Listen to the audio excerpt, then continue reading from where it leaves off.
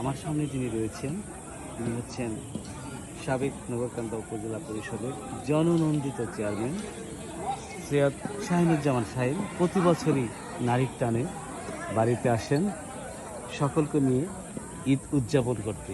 তো এবারও তার ব্যতিক্রম নয়, এবারও ছুটে এসেছেন সব ভাইদেরকে নিয়ে নিজ বাড়িতে আপন মমতায় ফিরে এসেছেন।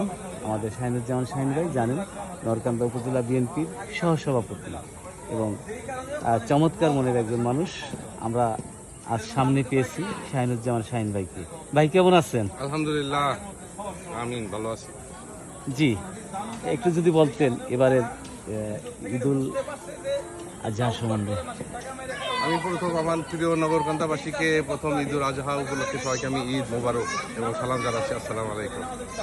আমি প্রত্যেক বছর আমার এলাকার শাকপালজা সৈয়দ বাড়ি এবং সবাইকে নিয়ে আমি ঈদ করা একটু এনজয় ফিল করি এবং আমাদের পূর্বপুরুষ থেকেই আমরা বাড়ি সবাইকে ঈদ করি, আশপাশের লোক একসাথে মিলে আমরা সব খাওয়া দাওয়া করি। সেই সাথে আমার নগরকান্দাবাসী যারা আমাদের বিএনপির পক্ষ থেকে আমি সবাইকে ধন্যবাদ জানাচ্ছি, শামাবাইদের পক্ষ থেকে আমি সবাইকে ঈদ মোবারক জানাচ্ছি এবং আমার নগরকান্দা 2 লক্ষ মানুষ এখানে বসবাস করে। আমি সবাইকেই ঈদ মোবারক, সবাইকে আমি সুস্থতা, সবাইকে আমি যাতে ভালো থাকতে পারে, যার যার ফ্যামিলি নিয়ে সবাই যাতে শান্তিতে থাকতে পারে আমি মন অন্তর স্থল থেকে আমি কামনা করি। সবাইকে আমি ঈদ মোবারক। জি, আপনাকে অনেক ধন্যবাদ, ভালো থাকবেন।